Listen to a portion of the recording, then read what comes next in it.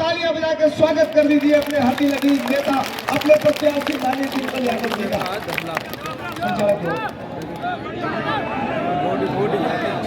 नेताजी की रही है, समाजवादियों की रही है और आज भी समाजवादी पार्टी की रहेगी। कोई दूसरा इस मैनपुरी के जनता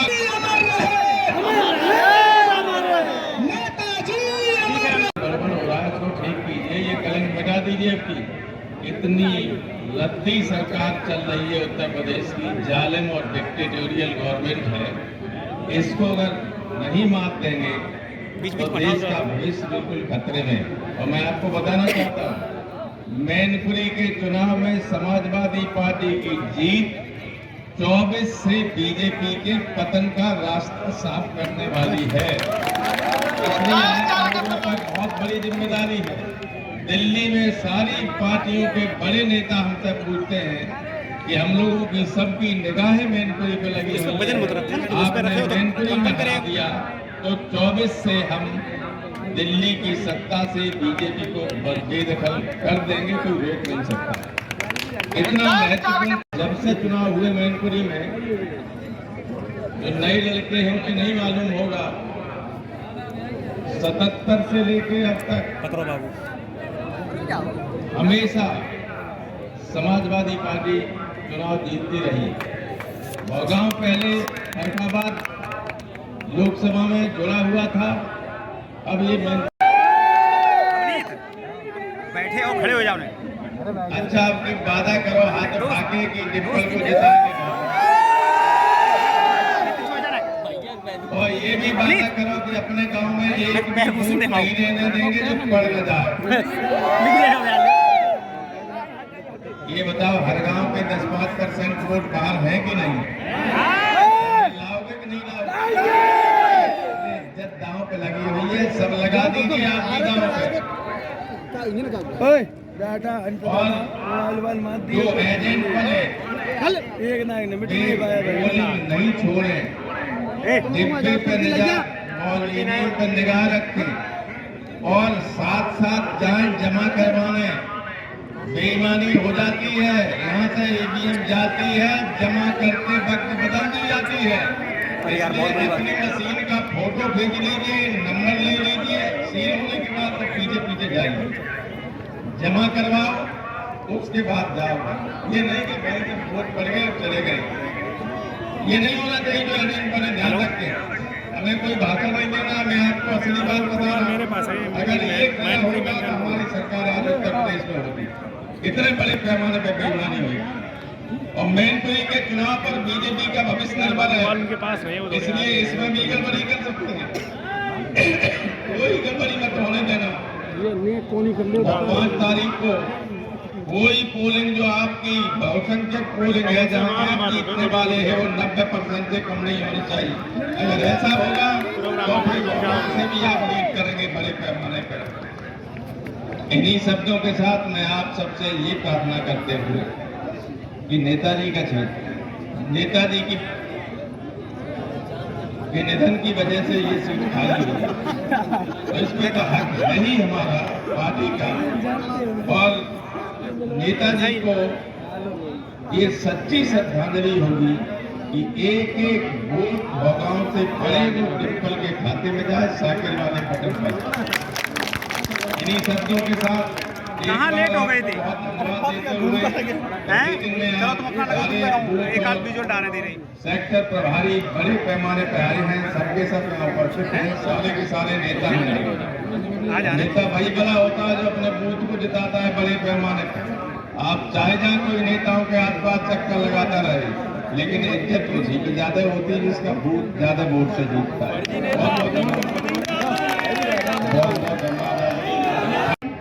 समाजवादी पार्टी के कार्यकर्ता, हमारी मीडिया, आप सभी को बहुत बहुत धन्यवाद।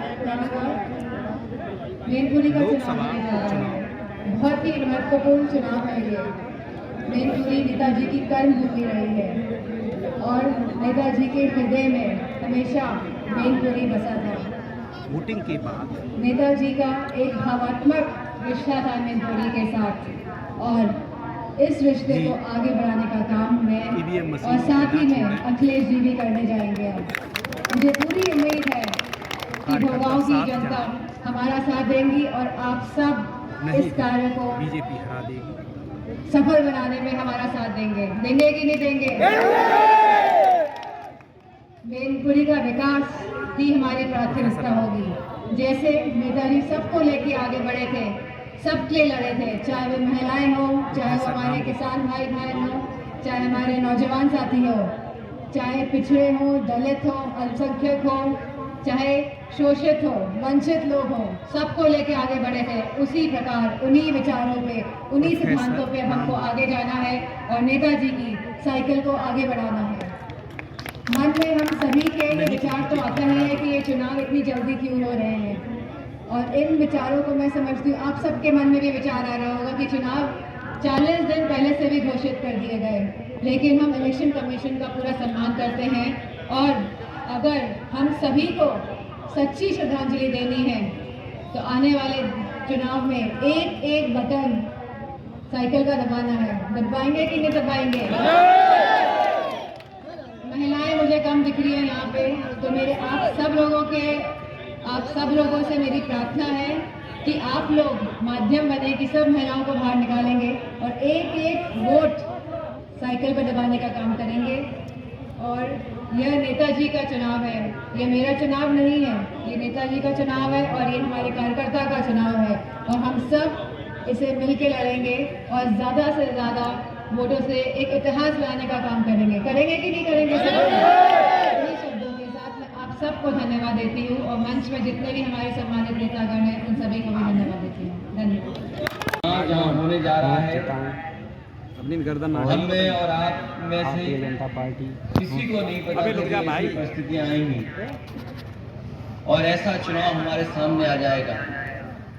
और ये पहला ऐसा चुनाव होने जा रहा है जहां हमारे नेता हमारे बीच में नहीं है, जिनको आपने कई बार मतदान देकर के न केवल लोकसभा बल्कि इस देश के बड़ा नेता बनाने का काम किया।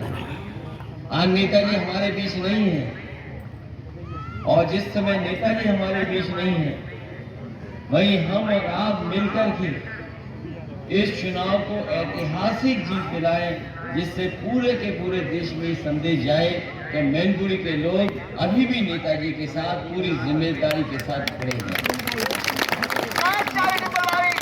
हाँ, नेताजी लोकप्रिय नेता रहे और न केवल हम बल्कि पूरे देश के लोग नेताजी को नेताजी कहकर ही बुलाते थे।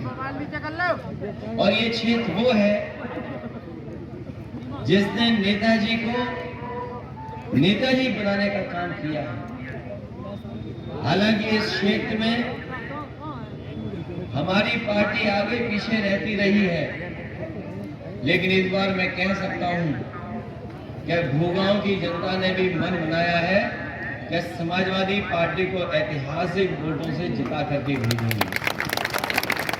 अभी मैं शामिल हुआ था कार्यक्रम में जसवंत नगर विधानसभा के ब्लॉक सफाई के कार्यक्रम में, और वहां की बड़ी संख्या में हमें कार्यकर्ताओं से मिलने का मौका मिला। मैं ये कह सकता हूं कि जहां बढ़त होगी हमारे वोटों की जसवंत नगर से। हालांकि जसवंत नगर लोकसभा में सबसे ज्यादा वोटों से जिताता है, और इस बार जो माहौल नजर आ रहा है, जिस तरीके से नेताजी के न रहने पर यहाँ का एक एक कार्यकर्ता, एक एक नेता ये मन बना करके बैठा है कि चाहे हमें पहले से ज्यादा मेहनत करनी पड़े, पहले से ज्यादा परिश्रम करना पड़े, हम कर करके हर विधानसभा से समाजवादी पार्टी को जिताने का काम करेंगे। मुझे याद है इसी मैदान में मैं आलोक साकी जी के लिए वोट मांग के गया था, और उस समय मैंने मैदान में जोश देखा था। हमारे पत्रकार साथी जानते होंगे, ऐसा ऐतिहासिक कार्यक्रम और ऐसा जोश भरा कार्यक्रम नहीं हुआ होगा। जहां मंच से लेकर के हमारे जो सामने बलियां लगी रहती हैं उस तक को उस सामने आगे आने का काम किया था हमारे कार्यकर्ता साथियों ने।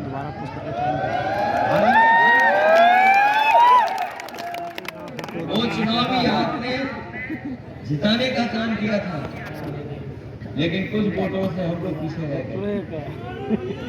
लेकिन इस बार हमें लगता है न केवल जिताओगे बल्कि 1 लाख से ज्यादा वोट समाजवादी पार्टी को इस बार मिलने जा रहे हैं। सरकार तो बन गई उनकी, सरकार तो बन गई उनकी, लेकिन बताओ 1 साल पूरा होने जा रहा है, कोई बदलाव दिखाई दे रहा होगा?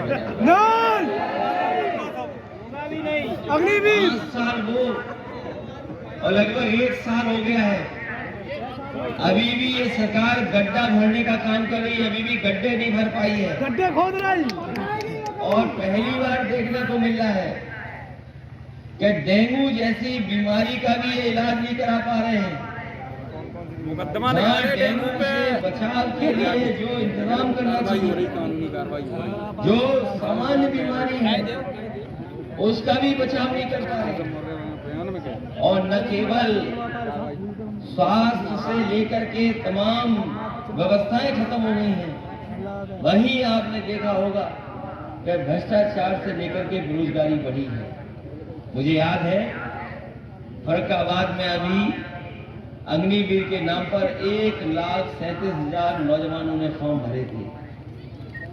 लगभग 12 जिलों की भर्ती थी, 1,37,000 से लोगों ने फॉर्म भरे, लेकिन बीजेपी वाले अभी तक नहीं बता पा रहे कि कितने लोगों को अग्निवीर बना दिया होगा। 1 लाख से ज्यादा फॉर्म भरे गए, लेकिन नौकरी का नहीं मिला कि कितने लोगों को नौकरी मिली होगी। इसलिए हम आपसे निवेदन अपील करना चाहते हैं कि कोई बदलाव नहीं आया है, ये सरकार जैसे चल रही थी वैसे ही चल रही है, और हमें और आपका ध्यान हटाने के लिए फैसले ले रहे हैं। जब ये चुनाव मैनपुरी का हो रहा है तो आपने इनके नेताओं के स्टेटमेंट भी सुन लिए होंगे। ये हमें और आपको बहकाना चाहते हैं, हमें और आपको अपने स्टेटमेंट देकर के उलझाना चाहते हैं। इसलिए जहां आपको भारतीय जनता पार्टी से सावधान भी रहना है, वहीं इनके खिलाफ भी आपको एक वोट डाल करके इनके खिलाफ संदेश देने का भी काम करना है। इसलिए भूगांव के तमाम कार्यकर्ता नेताओं से हमारी अपील है कि इस चुनाव में हमारी मदद करें, एक वोट समाजवादी पार्टी के पक्ष में डालें। क्या हम ये भरोसा कर लें कि इस बार भूगांव अगर भूगांव में इतना उत्साह है तो सोचिए और विधानसभाओं में कितनी ऐतिहासिक जीत होगी।